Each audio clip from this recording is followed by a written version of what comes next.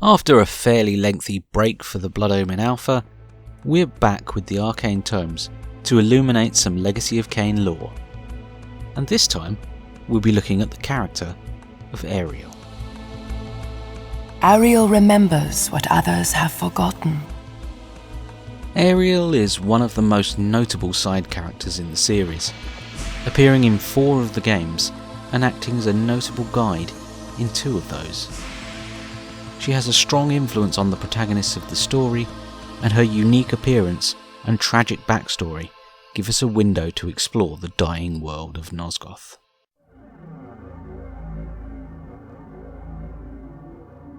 Ariel first appears in Blood Omen Legacy of Kain, where she acts as a guide, leading Kain through his quest.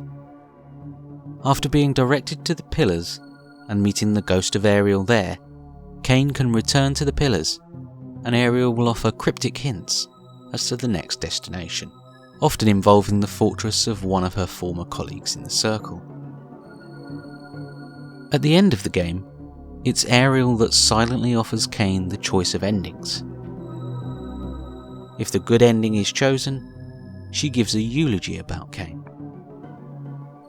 However, the later games render that ending as non-canon, and stuck with the bad ending instead.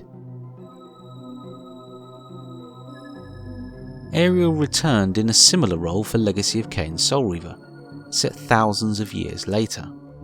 Still trapped at the Pillars, she appears after Raziel's confrontation with Kain and his gaining of the Wraithblade, and offers Raziel her guidance. Like Blood Omen, Ariel can give a series of enigmatic directions to guide Raziel to his next destination, often involving him confronting his brothers in their territories. Her last appearance is to guide Raziel into the Oracle's caves, before both Raziel and Kain use the Chronoplast to travel into the past. However, one of the Chronoplast visions does hint at Ariel's ultimate fate. Ariel returned for Soul Reaver 2 in more of a supporting role, relegated to a single appearance in a time period a century after the collapse of the Pillars. Here, Ariel is notably more bitter, tormented and fearful, lamenting her fate and Kain's decision at the Pillars. Her interaction ends up with Raziel questioning Kain's culpability, as he ends up defending Kain from Ariel's ire, and pointing out the flaws in her judgment. Ariel returns again in Legacy of Kain Defiance. Once again in a supporting role, she appears at the height of Kain's quest, and is seen as more confident and sarcastic, certain that her successor will fulfill his duty.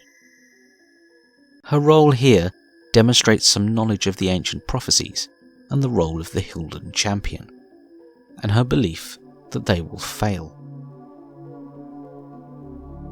She directs Raziel towards Vorador's mansion, but does return later in the story. In one of the final revelations, Ariel appears again at the end of Defiance. With Raziel activating the Spirit Forge, Ariel is called along with the spirits of her Balance Guardian predecessors for the final baptism of the Soul Reaver blade. Ariel acts as the spokesperson for the previous Guardians and appears fully restored, with the veil lifted from her sight, allowing her to finally be able to appreciate the scope of history.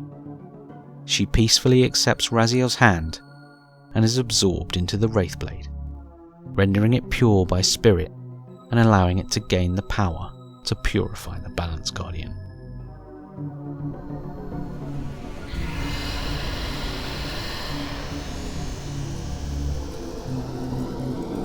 You have done well, Raziel, but there is one more trial for you to bear.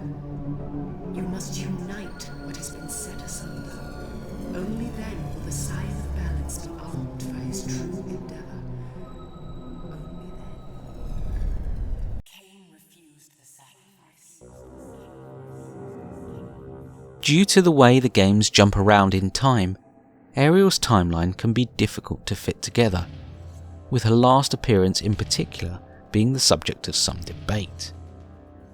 But it is possible to build these appearances together into a coherent personal timeline. We know that Ariel's predecessor as Balance Guardian was killed in Vorador's slaughter of the Circle in Nosgoth's early history. And given that Malik was said to have not allowed another Guardian to form since, it could be taken that Ariel was the immediate successor to this Guardian, and was therefore born around this time. Serving the Pillar for several centuries, at some point Ariel entered into a relationship with Mind Guardian Naprapta, who despite his more aged appearance, would have been born at around the same time. This relationship may not have been wholly accepted by the other Guardians, and there are cut lines from Blood Omen which indicate it may have been something of a taboo within Nosgoth. And in other places, there are hints that Ariel may not have cared for Naprapta as much as he did for her. She and Naprapta with their love threatened us all. With their union, how could there be balance? Or perhaps like the mercy you showed your beloved Naprapta when you made him Kain's first kill. Around 500 years later, Ariel was attacked and murdered while she carried out her duties as Balance Guardian by the Hilden Lord possessing the body of Mortanius. Though most of the attack is unseen, the deed, apparently committed using a large dagger, leaves Ariel with gruesome injuries, and half of her face is mutilated. As her soul tears loose into the ether, Ariel struggles to make her way back to the Pillars, where the souls of all Balance Guardians must return. And she succeeds in reaching a point that ensures her successor, Kain, will be born. But as Ariel attempts to cross over, her lover Naprapta discovers her corpse. Tormented by grief and suspicions, he descends into a madness which overflows and infects the other symbiotically bound Guardians, in what amounts to something of a deliberate attack on the true culprit. But the corruption of the Pillars prevents Ariel from being able to move on, and traps her spirit at the Pillars, and only with their restoration can she be released. 30 years later, Ariel is given the chance of a redemption. As her successor as Balance Guardian, Kain stumbles upon the Pillars, sent there by the Death Guardian Mortanius. Seizing her chance, she gives the recently turned vampire Kain a vague offer of release in return for restoring the Pillars. Knowing that the source of the corruption of the Pillars must be dealt with first, Ariel sends Kain to kill Naprapta first. After he is dealt with, she guides Kain to Malik, and upon his failure to defeat Malik, sends him to see the Oracle to find another means. When Kain returned after defeating the Dark Eden Triad, she led him to Avernus, with a cryptic hint about the instruments he would find there. And when he returned with the time-streaming device, she gave another cryptic hint, while directing him to Willendorf to find a way to stop the advancing legions of the Nemesis. But once he left Willendorf, he would not see Ariel for some time. While the young Kain was out killing the Guardians and restoring their Pillars, another creature approached Ariel for guidance, the time-travelling wraith Raziel, unknown to her at this time. Ariel fell back on her knowledge of the ancient prophecies and surmised that he was the Hilden champion and was unwilling to help, confident that Kain would do the right thing when the time came. But she directed him to Vorador anyway.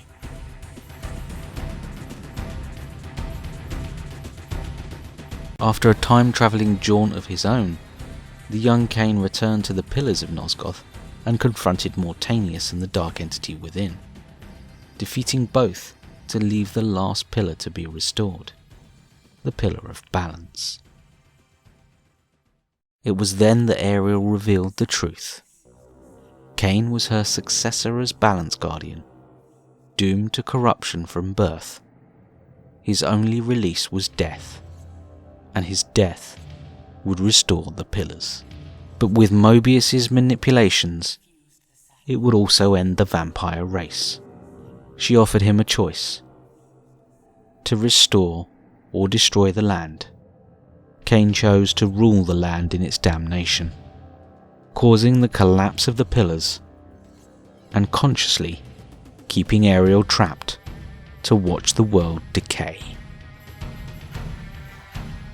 Imprisoned at the broken pillars, Ariel spent the next few centuries lamenting her fate, and after around 100 years, Raziel visited the pillars as he explored the post-Blood Omen era that Mobius had stranded him in.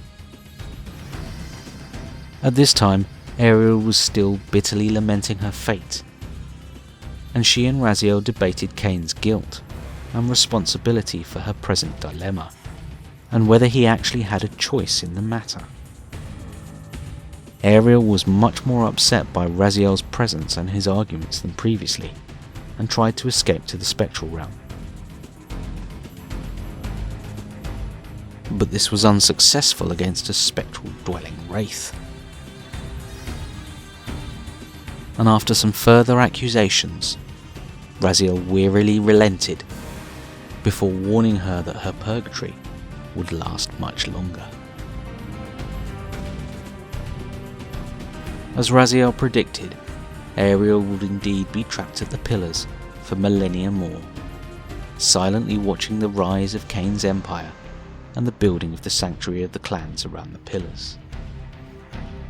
It's unclear how much of her presence was known to the other vampires, but her reaction later suggested that she had at least been goaded and tormented by vampires that occupied the fortress, although Raziel himself seemed unaware of her presence.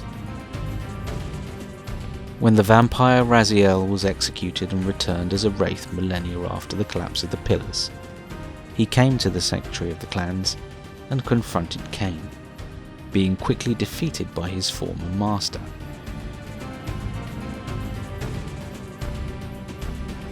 After he gained the Wraithblade, Ariel manifested, and, recognizing Raziel's enmity with Kain, and perhaps seeing another chance at freeing herself, she offered to help guide Raziel, as she once did for Kain. If Raziel visits the pillars, she will guide him to the Silence Cathedral to seek out his brother Zephyr. She will point the way to the tomb of the Seraphan. She will indicate the drowned abbey and the need to confront his brother Rahab. She will direct Raziel to the Ash Village to confront Duma. And finally, she will send Raziel to the Oracle's Cave to confront Kain, an action that will result in both Raziel and Kain going back in time. At the end, Ariel is left in the future of the Soul Reaver era, but there's one more twist left in her tale, as Raziel's activation of the Spirit Forge draws her, along with her predecessor Balance Guardians, back for the final baptism of the Soul Reaver. Ariel finally appears here fully restored, and with the veil lifted, she can truly understand her and Kain's roles.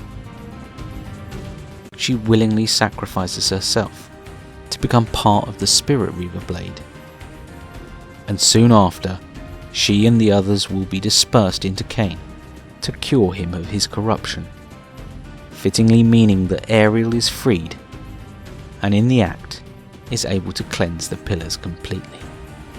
Ariel's sacrifice does pose an interesting dilemma to the integrity of the timeline, as she's taken into the Blade at the Blood Omen era, centuries before her meetings with Raziel in Soul Reaver and Soul Reaver 2, and potentially wiping out encounters that would seem integral to Raziel's journey and the ongoing plot. Developer comments have partially addressed this when directly questioned about it, giving reassurance that the events of the future haven't changed, and implying that the Ariel seen at the end of Defiance is not native to the time period. But the exact means of her summoning is left vague, presumably for a hypothetical continuation to have covered it. Fan speculation has frequently linked her appearance at the end of Defiance to the activation of the Spirit Forge by a time traveller, and thus it's the Ariel that coincides with Raziel that appears rather than the one native to that period.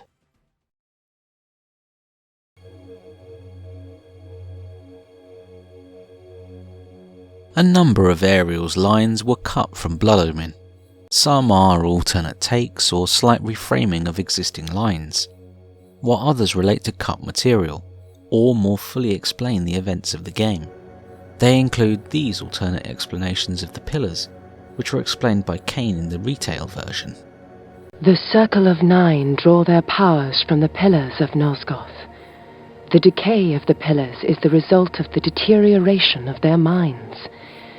To heal the sickness, you must first destroy that which causes the disease. Interestingly, the retail version seems to be framed as Kain recounting the cut explanation, which probably makes it canon but unseen. Narprapta, with his blind act of vengeance, threatened to destroy all of Nosgoth. Each circle member was bonded to the pillar he served. The pillars reflected the mental state of their servants, and as the minds of the circle degenerated and descended farther into dementia, the pillars crumbled. To restore them, each member of the circle had to die, and the artifact that served as their link to the pillar had to be returned. Only when all the pillars were restored did Ariel claim my curse would end. And so, my hunt for Narprapta began.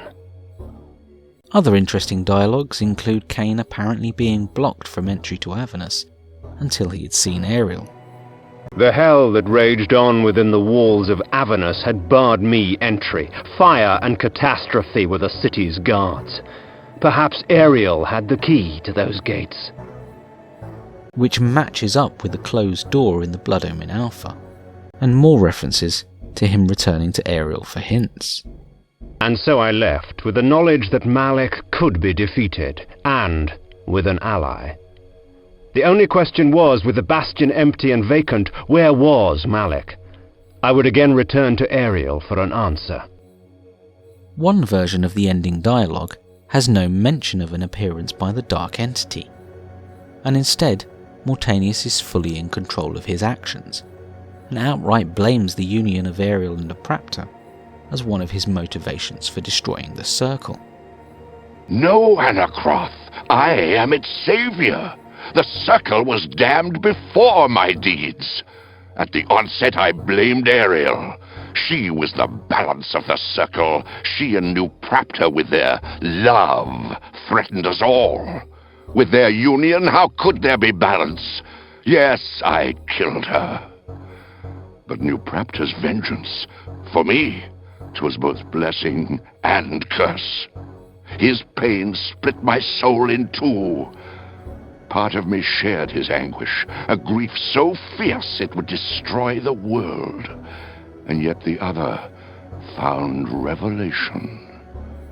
For the first time, through the haze of madness, I saw truth.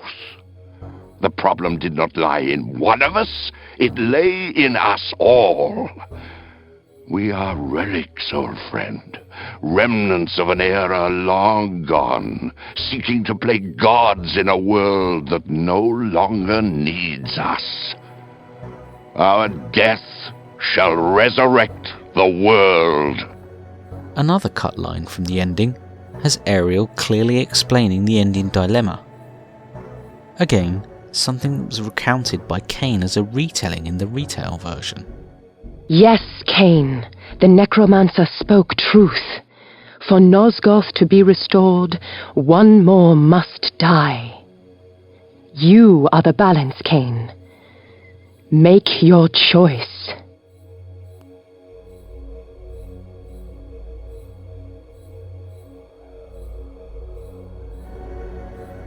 I am the last pillar, the only survivor of the Circle of Nine.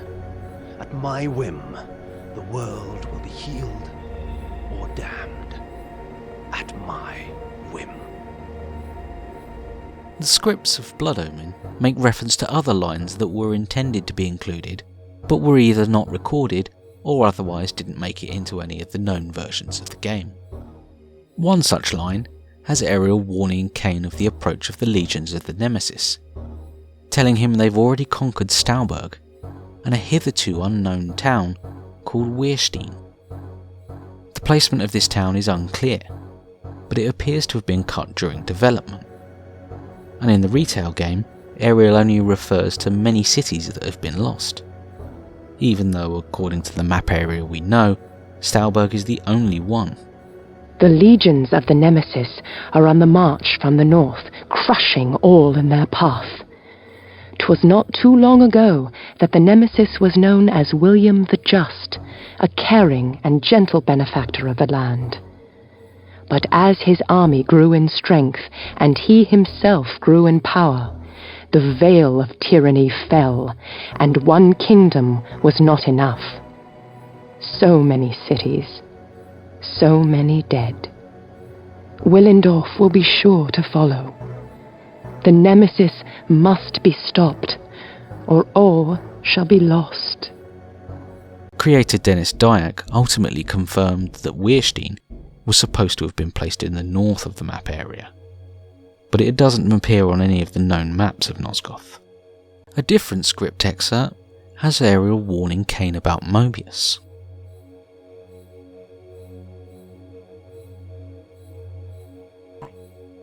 In Soul Reaver, Ariel is last seen guiding Raziel into the Oracle's cave, before both Raziel and Kain travel to the past. However, a greater role was planned for Ariel in the original design of the game.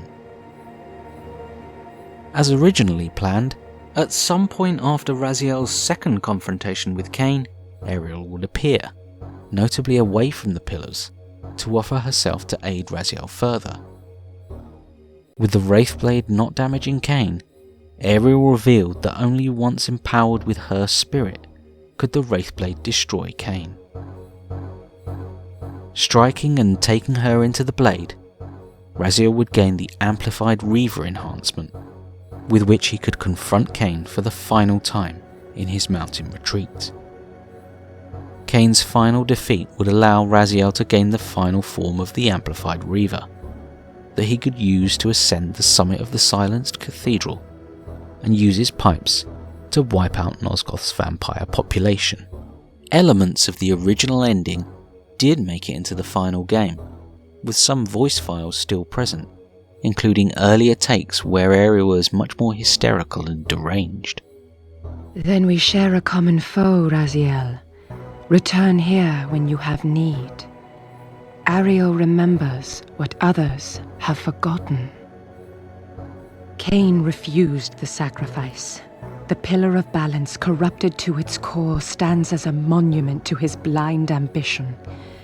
Now these pillars serve only to bind me here, my prison and eternal home, thanks to the avarice of your master, Kain. Rest. A body is needed for sleep. Flesh and bones are required to recline. No, child. All I may do is watch, and remember, ceaselessly conscious as this wretched world's history unfurls. Ghastly past, insufferable future, are they one and the same? Am I always here? Several voice files depicting the ending events of the game, including Ariel's scenes, can also be found. Raziel, I am your only hope. Only my spirit can empower the Soul Reaver to destroy Kain and restore balance to Nosgoth. You know this is true. What game are you playing, Kain? No game, Raziel. Listen to her, Raziel. Strike me down if you can, but without her essence, the blow will barely sting. More of your lies. Only truth. Believe me, Raziel. Believe. Do you have the will to do it, Raziel? Could it be, after all your posturing, you do not possess the resolve for this final act? Can you have come this far, only to fail now? Such a dire fate, their souls commingling, fettered eternally, just as Kain's refusal at the Pillars had bound them together centuries before. Recreations of some of the final scenes are visible in the Chronoplast visions, including a scene where Raziel strikes Ariel with the Wraith Blade to gain a bright yellow version of the blade. However, although this appears to be a vision of the cut content, it actually represents something of a sequel hint, with previous cut content being recreated using stand-ins for the amplified Reaver, in the form of the prop Ariel and Kain Reavers. See our video on the Chronoplast visions for more on that. Like Blood Omen, Defiance also has script excerpts and stage directions which give us more detail. One shows that partway through her first conversation, Ariel was intended to begin to dissipate, effectively trying to shut down the conversation. The final scene just has her briefly turn away at that moment. The final scene of Defiance, featuring a restored Ariel, is very much a reuse of the cut concept from Soul Reaver, with Ariel being moved away from the Pillars to be taken into the Reaver to create an all-powerful, all-encompassing Reaver enhancement that will replace previous Reavers and will empower him to tackle Kain.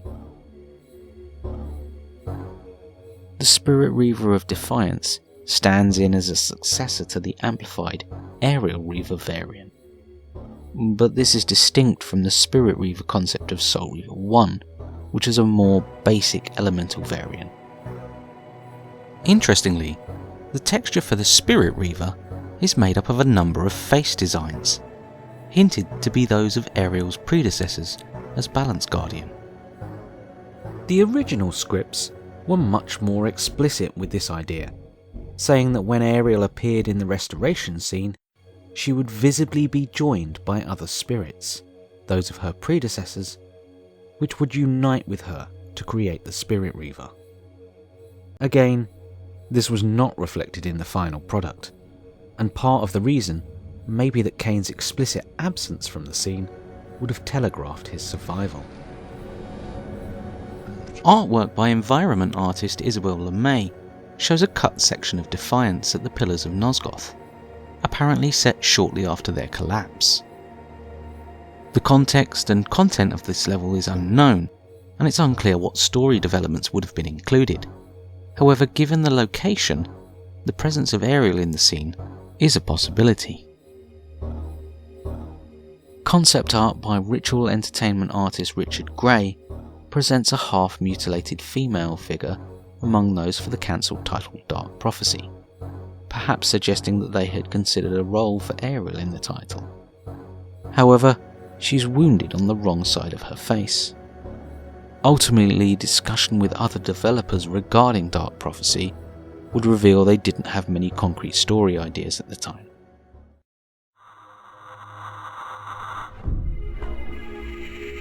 When first seen in Blood Omen, Ariel is seen at a distinctive shrine with a pair of scales.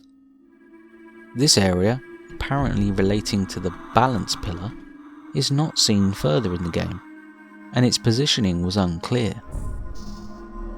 However, later developer comments implied that a revision of the concept was seen later in the series, with a similar shrine on the way to the Pillars in Soul Reaver 2, being strongly linked to Ariel's murder and suggested as a balance shrine. This ultimately means that Ariel is murdered only a short distance from where Raziel and Kain are discussing it at the Pillars.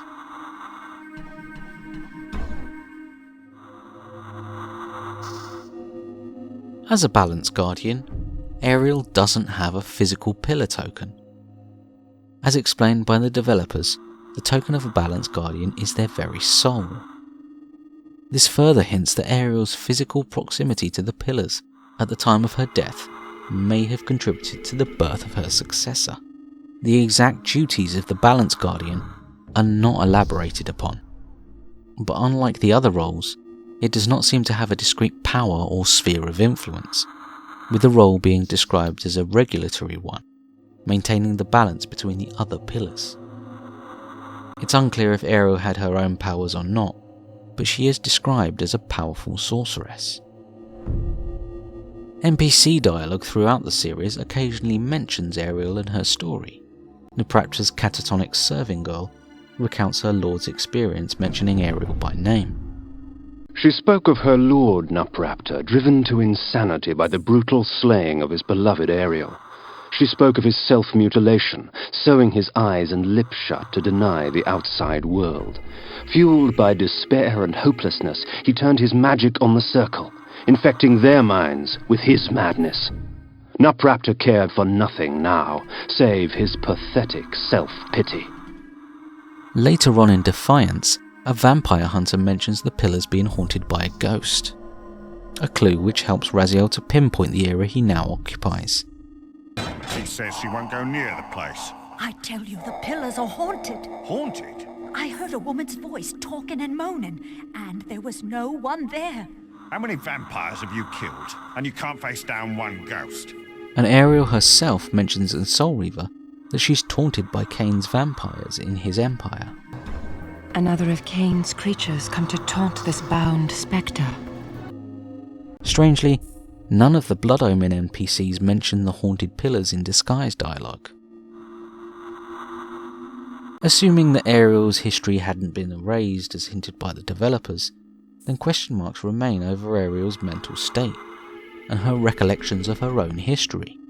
She states to Raziel in Soul Reaver 1 that she remembers what others have forgotten, but does not seem to necessarily demonstrate a prior knowledge of Raziel.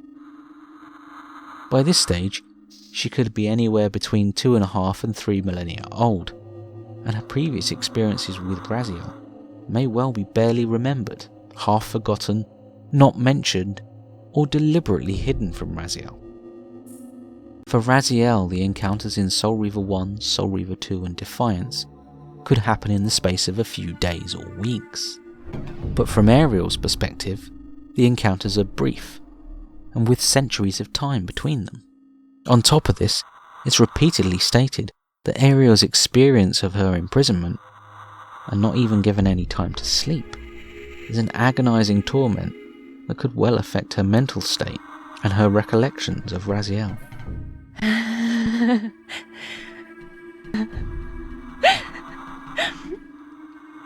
Early in the development of Blood Omen, Ariel was named as Adonathiel.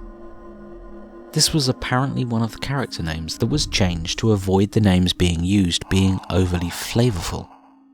The name Ariel means Lion of God, or altar in Hebrew, and is commonly used to refer to an archangel associated with healing or wrath. Ariel's ghost attire notably changes between the games, roughly becoming darker as the centuries and the corruption progresses. Her ghost appearance in Blood Omen consists of a cream brown rags or dress. This is changed to a slightly whiter, almost bridal dress for Defiance, which is set at the same time. Soul Reaver 2 presents her a century later, with a much more ragged bandage-like dress, which is dominated by brown and sandy hues. Soul Reaver, set in the far future, has her in a charcoal grey black dress, with a similarly wrapped appearance, although this seems to be exposing more skin around her shoulders. The restored Ariel seen at the end of Defiance calls back to Defiance's version of the dress, with a white dress with various flourishes so it almost resembles a bridal gown. And her face is also restored. It's perhaps worth noting that her original living appearance in Blood Omen showed her in a red dress with yellow highlights, an appearance some fans have felt was a better match for her restored look. Concept art has a variety of looks, but generally focuses either on the bandages and rags look or white dresses.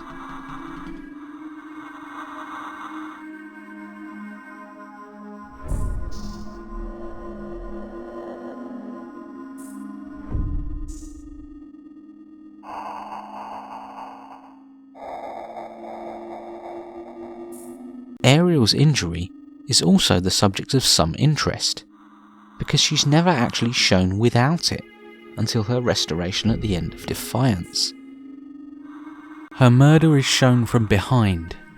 Concept art from Blood Omen only shows her face down, and she's not clearly seen from the front before her injury. Defiance did, however, present a pair of very early concepts from Blood Omen's development in its bonus materials, which showed Ariel with a pure face, and Defiance's own concept art also showed what was labelled as a pre-fallen Ariel, although it may actually represent the restored Ariel. The gruesome nature of the injury heavily implies that it was caused as part of her murder, either by the weapon she was attacked with or the liquid she was using at the balance shrine spilling onto her face. In a neat touch, at the end of Blood Omen, the sides of her face actually line up with the good and bad endings.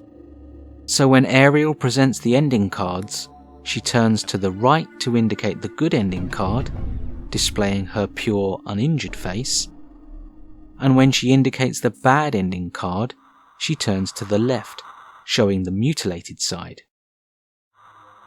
Ariel is variously referred to as a spirit, a spectre, and a ghost, though the exact distinction and classification of these terms is unclear. Presumably they indicate creatures once native to the material realm that have died and become native to the spectral realm, but have still been able to retain their form, and through some means, such as unfinished business, are able to manifest in the material realm, although with some clear limitations on their material capabilities.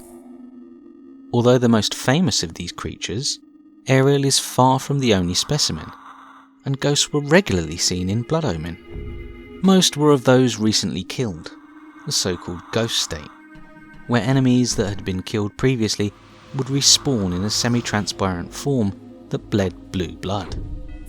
There was, however, another rarer ghost class that seemed to be longer dead.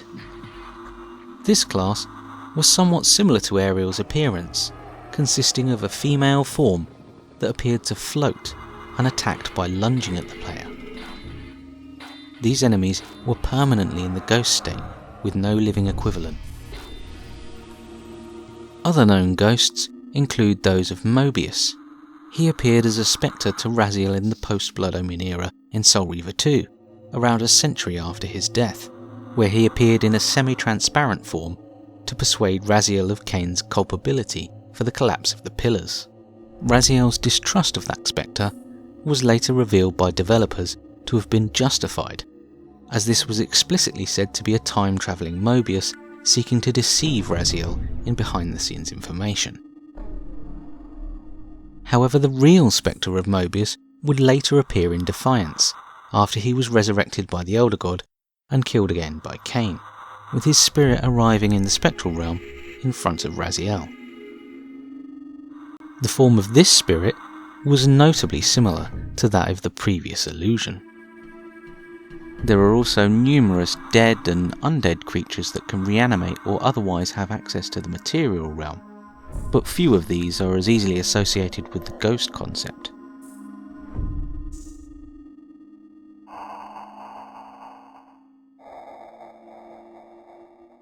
Ariel is also noteworthy for having a musical track named after her, with Ariel's Lament being the main theme of Soul Reaver 2. Several characters have tracks that are named for or reference a character in their titles, but Ariel's is unique in being the main theme of that game. The only other main theme to reference a character is Oza Midrashim, the theme of Soul Reaver 1, which has truncated variations known as Raziel's theme or Kain Encounter. The title Ariel's Lament apparently refers to Ariel's meeting with Raziel in Soul Reaver 2, itself titled as Ariel's Lament in the script and Dark Chronicle, where Ariel recounts and bemoans her status, tied to the pillars a century after their collapse and the circumstances behind them. The track features several samples from Ariel's dialogue from Soul Reaver 1. In an interesting tidbit, Ariel's Lament is actually a remix of one of Kurt Harland's earlier themes from a game called Nightmare Circus on the Sega Genesis.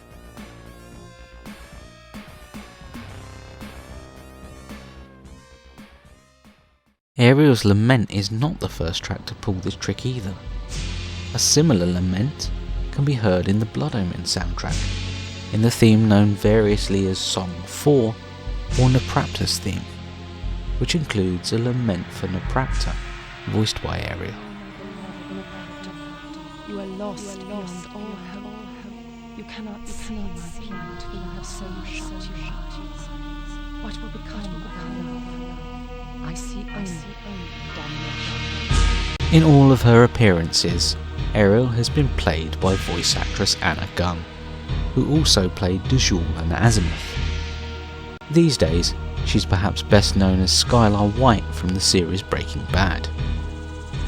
In an interesting casting choice, Gunn was actually married to Defiance Mortania's voice actor, Alistair Duncan, before they divorced in 2009. Thanks for watching, and remember to look out for more Legacy of Kain content on the channel soon.